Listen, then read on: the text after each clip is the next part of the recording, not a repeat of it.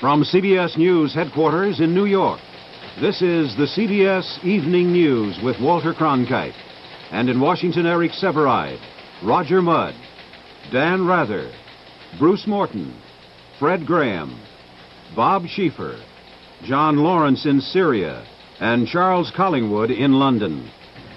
Good evening. One question is predominant in Washington tonight. Who will succeed Vice President Agnew? It's a question preoccupying the White House, where President Nixon is weighing his choices, and preoccupying Capitol Hill, where Congress holds the veto power over the nominee. More on this from Roger Mudd and Bruce Morton. There was one clear signal from the Congress to the President today, and it was this: do not send us John Connally's name as Agnew's replacement if you want to avoid a fight. Capitol Hill has never really been fond of Connally, but he has consistently figured in political speculation. However, the congressional sentiment against Connally that emerged today was surprisingly vigorous. Occasionally it was savage, and for both parties it seemed to revolve around his recent conversion to the GOP. Democrats think him a turncoat, Republicans a Johnny-come-lately. This was borne out today by a CBS News poll of the U.S. Senate.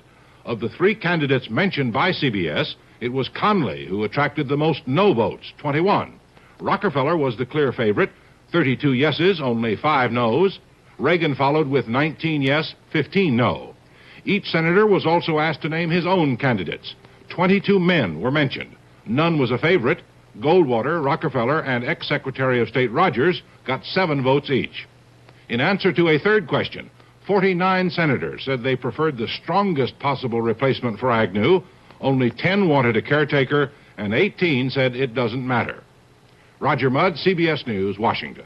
There was other balloting on Capitol Hill. Amidst a lot of jokes about the man from Price Waterhouse, Republican congressmen dropped their envelopes off with Leader Gerald Ford, senators with GOP leader Hugh Scott. Each Republican could list 3 names, either people he wanted or people he couldn't accept. Nobody knows who got the most votes, but some hints emerged after House Republicans caucused this morning. Congressmen mentioned 3 names. One man spoke against John Connally. Others spoke for Nelson Rockefeller and Ford, who hinted he would answer if duty called. I suspect that anybody, if asked, would have a real hard time saying no. Ford and Speaker Carl Albert said the nomination, when it comes, will be referred to the Judiciary Committee for hearings. With his brand new Secret Service escort, Albert seemed awed at being next in line to the president. It was rather an awesome bit of news I got from the vice president, as far as I'm concerned, and I'm glad that my stand-in operation is temporary and transitory. I realize that I have a responsibility to fill this position until the constitutional process has run its course. If the House has figured out how to handle the nomination, the Senate hasn't. Its bipartisan leadership met this afternoon and told reporters afterward that almost everybody liked the idea of joint hearings with the House. But House opposition will probably kill that idea. Republican leader Hugh Scott talked about action by the full Senate, but that's not likely either. The real argument is whether to follow the Senate's rules, which would give the nomination to its Rules Committee. Critics, including several members of the Judiciary Committee, say Rules is a minor committee, has never held a confirmation hearing, and lacks the staff to investigate a nominee. They would prefer some kind of select committee. Bruce Morton, CBS News, Washington. The Capitol Hill proposals for an Agnew successor, along with the recommendations of Republican governors and party officials, went to the president at the end of the day. The next move is Mr. Nixon's, and Dan Rather reports. President Nixon helicoptered away from the White House tonight for the seclusion of his Camp David, Maryland mountain retreat. As Mr. Nixon left, this was the guidance being given by persons familiar with his thinking. He wants to name a strong person as his nominee, definitely not just a caretaker. He plans to make his choice known soon, within a few days at most. He believes that whomever he chooses will be approved by Congress, even if the choice is not personally overwhelmingly popular with congressmen. The president was seen in public twice today, once saying goodbye to visiting Ivory Coast Premier Houphouët-Boigny, and again at the White House conference on export expansion. During neither appearance did he say anything about his vice presidential decision. Mr. Nixon has not been consulting in person with very many people about his decision. Presidential aides are described as doing considerable outside contact work. The White House insists that no final decision has been made. The impression is left that Mr. Nixon may make the final decision while at Camp David. Dan Rather, CBS News, the White House. As the immediate shock of the Agnew resignation begins to wear off, the terms of the Justice Department's settlement of his case are being closely examined, and that quickly became apparent today as Attorney General Richardson and U.S. Attorney George Bell held a news conference in Washington. Fred Graham reports. There was one recurring question.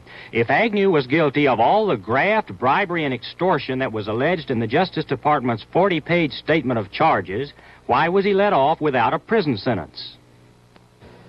I'm firmly convinced that in all the circumstances, leniency is justified. I am keenly aware, first, of the historic magnitude of the penalties inherent in the Vice President's resignation from his high office and his acceptance of a judgment of conviction for a felony. To propose that a man who has suffered these penalties should in addition be incarcerated in a penal institution, however briefly, is more than I, as head of the government's prosecuting arm, can recommend or wish. Richardson counted himself out to succeed Agnew because he was Agnew's accuser, and he said he hopes Agnew isn't sent to jail in Maryland. My own hope would be that it would be considered by state prosecutors, as it is by the federal prosecution, that the public interest is now best served by considering this matter to have been dealt with on a basis of fairness and justice and the public interest, both state and federal.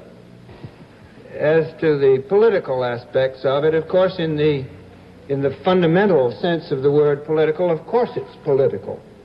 We are dealing here with issues involving the government of the United States of America. We are dealing with a situation involving a man next in line of succession, who was next in line of succession to the presidency itself. Richardson said President Nixon had not called the shots in the Agnew case.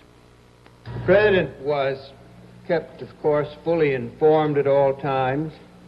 He fully approved each of the major steps that were taken in the course of these negotiations.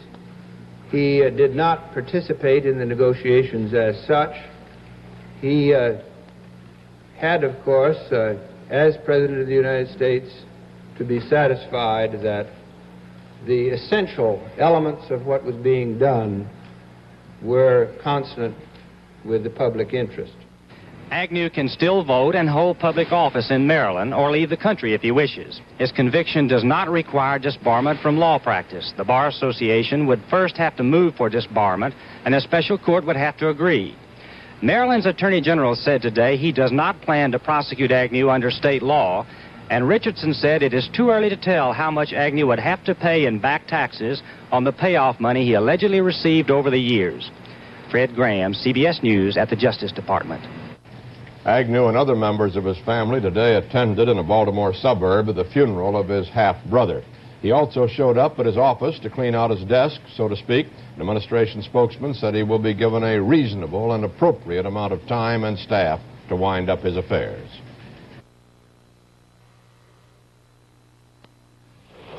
Stanley, I have an upset stomach and my headache. Stanley, I have an upset stomach and my headache. Stanley, I have an upset stomach and my headache. When you have upset stomach with headache or body aches and pains, Alka-Seltzer has antacids and specially buffered aspirin for quick relief. Stanley, did I have an upset stomach and did my headache? Stanley?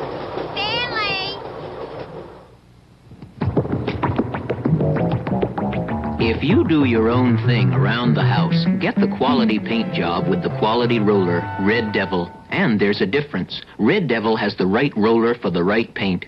And for the outside, Red Devil has the right roller for the right surface. What's more, when you buy Red Devil roller covers, you get free paint gloves. Whatever you paint, it's easy with the Devil.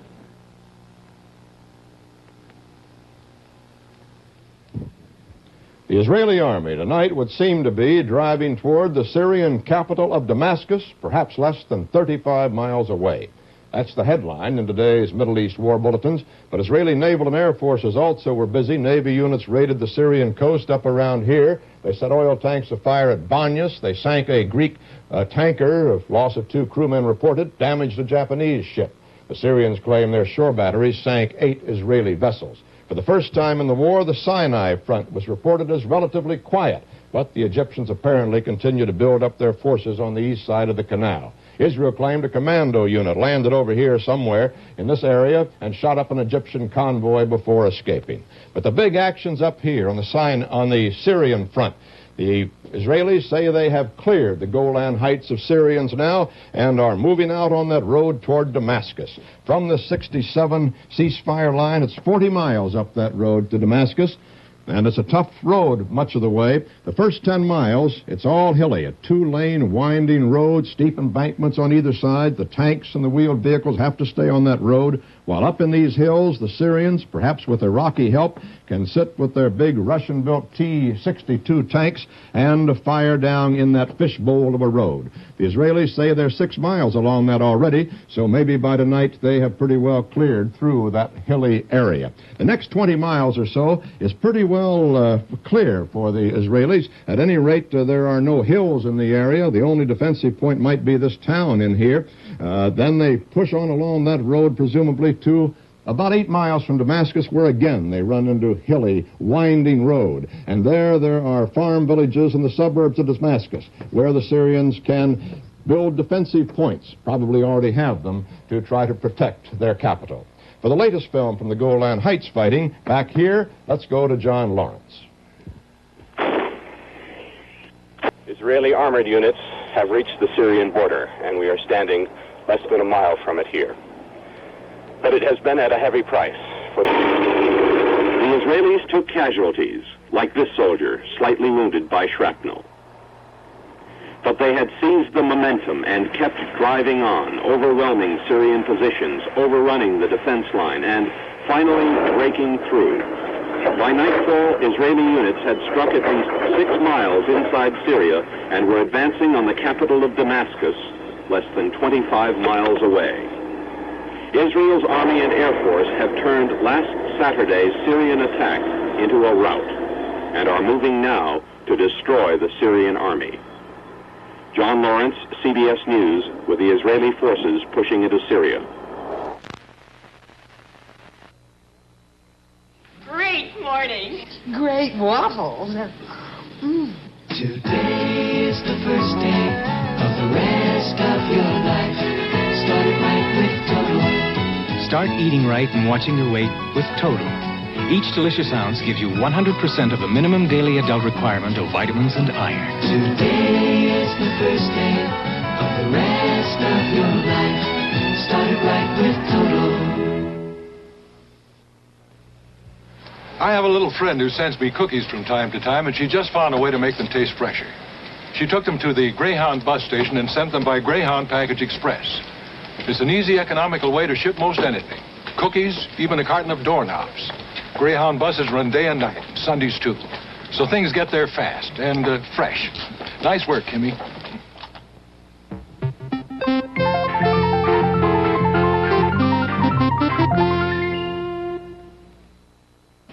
On the Middle East's other war front, the Sinai, Israel has not been having things its own way. There were no Israeli claims of victory there today. Tel Aviv saying only that Egypt's westward advance from the Suez has been checked.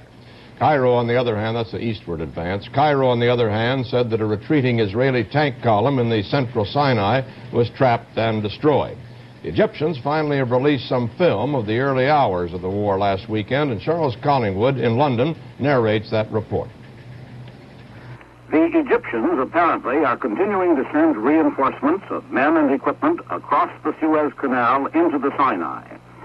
Some of the pontoon bridges shown in this Egyptian-made film taken early in the campaign were destroyed or damaged by the Israelis, but Egypt says they have been repaired and the flow of traffic continues.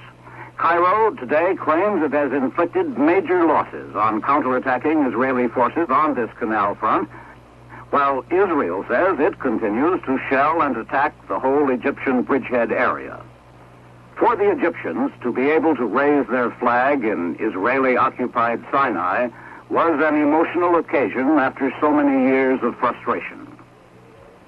The same emotion was reflected behind the lines in Cairo as the radio put out a steady stream of victory communiques. Cairo itself seemed tranquil enough, although motorists have been ordered to paint their headlights blue in order to maintain a blackout against possible Israeli air attacks on the city. And Mrs. Sadat herself, the wife of the Egyptian president, joined volunteers and blood donors at a Cairo hospital. Charles Collingwood, CBS News, London. Egypt tonight charged that Israeli air attacks on Port Said in the Egyptian northern delta have killed 500 persons. Since the war began, the Arabs say almost 400 Israeli jets have been destroyed. By that reckoning, Israel has less than 100 warplanes left. Israel claims to have shot down 170 Arab aircraft. Each side claims to have destroyed hundreds of the other's tanks, no specific figures. Israel says it knocked out 800 Syrian tanks just in the Golan Heights. But in Washington, Pentagon sources say a lot of those claims are exaggerated, as Bob Schieffer reports. Together, the two sides have lost 245 airplanes and more than 1,400 tanks. Here's the breakdown according to sources here. Egypt, about 85 planes down. The Egyptian losses include 47 fighters and 20 helicopters. Syria, 80 fighters down, along with several helicopters. Iraq, which just got into the war yesterday, has already lost 4 planes. Israel continues to dominate the skies, but at a heavy price. 75 planes down, most of them lost to anti-aircraft missiles. Among the losses are about a dozen American-built Phantoms and several dozen American-built Skyhawks. Tank losses have been extremely heavy. Both Israel and Syria have lost about 600 tanks, the losses representing about a third of the tank force on each side. 200 Egyptian tanks have also been destroyed. In addition, sources here believe that several Russian transport planes were damaged yesterday when Israeli fighters attacked a Syrian airfield.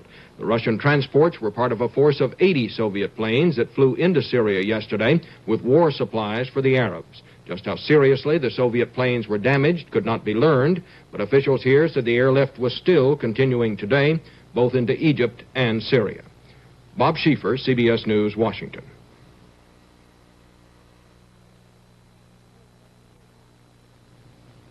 Take a good look at your wood paneling.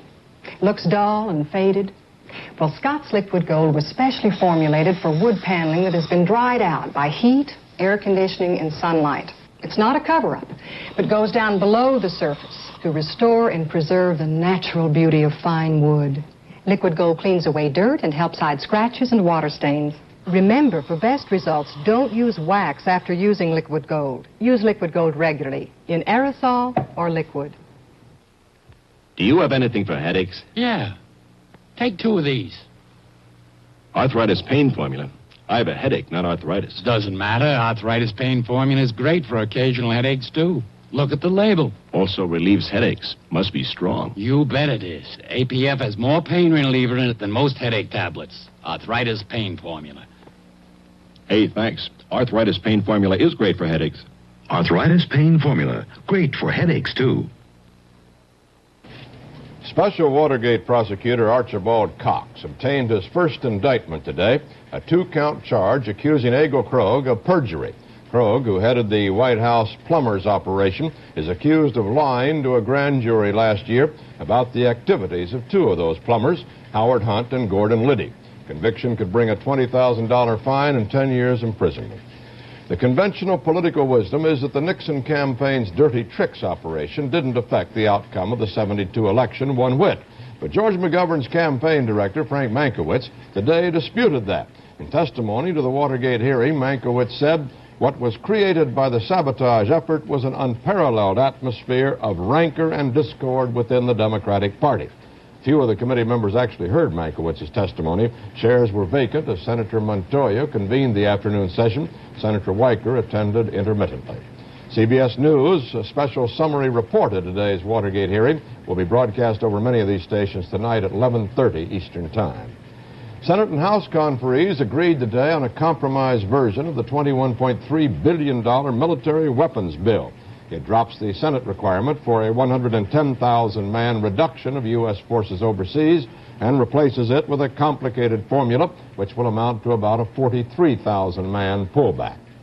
The Dow Jones Industrials gained 15.5 points on the New York Stock Exchange. Volume was 20,700,000 shares. The average price per share gained 68 cents on the New York Exchange, 21 cents on the American. Well, this was the last out at Oakland today when the Athletics won the American League Championship by beating the Baltimore Orioles 3-0. Oakland now goes against the New York Mets in the World Series, where the A's will defend the title they won last year. The series begins Saturday at Oakland.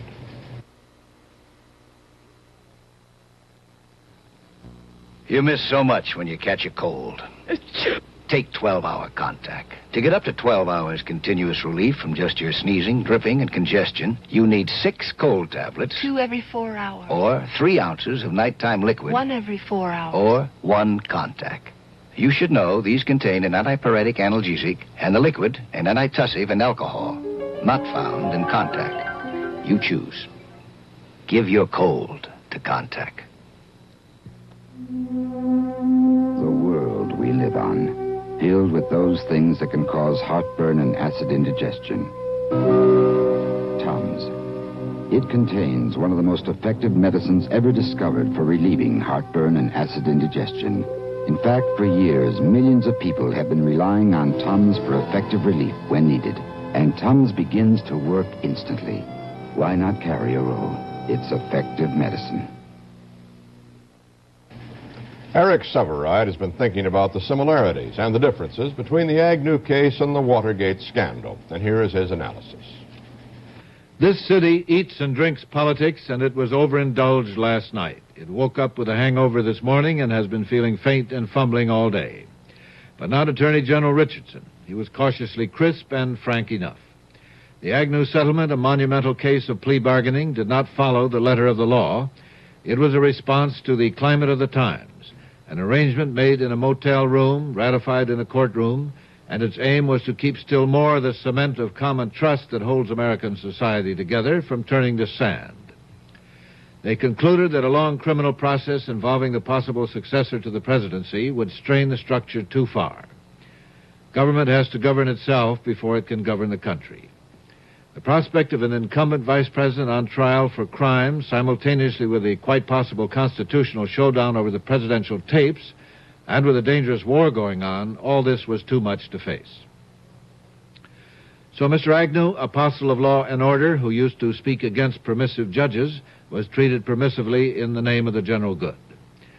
Mr. Agnew preached the old-fashioned virtues, and he practiced old-fashioned vices. There are far more subtle and legally safer ways for an office holder to enrich himself than by tax evasion or taking cash in plain envelopes over the counter. What startles this cynical community, besides the denouement itself, is that a man holding such a high office stooped to such low denominations. Mr. Agnew, poor most of his life, thought small. He was not intoxicated by power because he had none.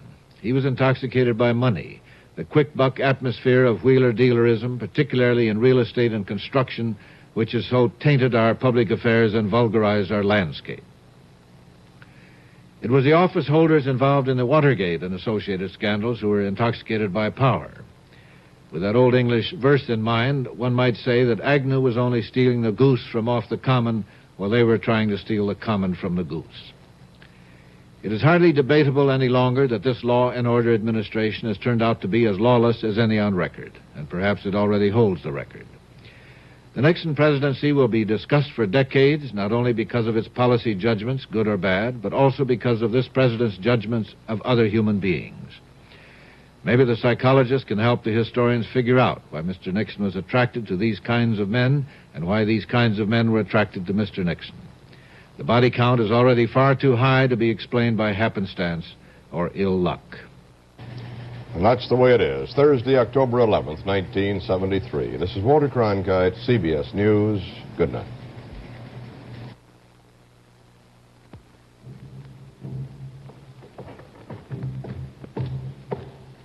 Polaroid's new SX70. Just touch the button. Now, these pictures, developing themselves outside the camera, are hard and dry. There's nothing to peel, nothing even to throw away, nothing to time.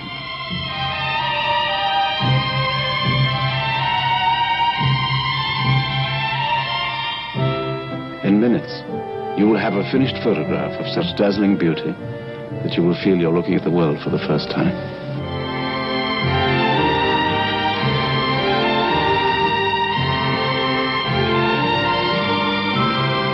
The new SX70 land camera from Polaroid. From CBS News headquarters in New York, this has been the CBS Evening News with Walter Cronkite.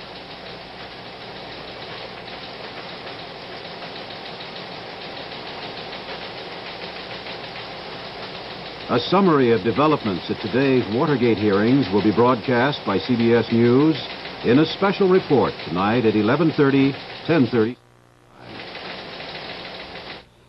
Watch the sensitive story of autistic children and the progress made possible when science and love join hands. CBS reports A Boy Named Terry Egan tonight at 10, 9 Central Time on CBS. Police Chief Hugh Mott is called before the Davison County Grand Jury. We'll have a film report coming up next on Eyewitness News. Here's your morning ration of coffee, sweetie. That's it. Morning's ration of coffee. I'd like just a little bit more. Mm-mm. Remember, we agreed. You thought it might be keeping you up at night and that you were getting all uptight? But I miss all that coffee. I know. They can send a man to the moon, they can send rockets to Mars. Why can't they make a cup of coffee I like without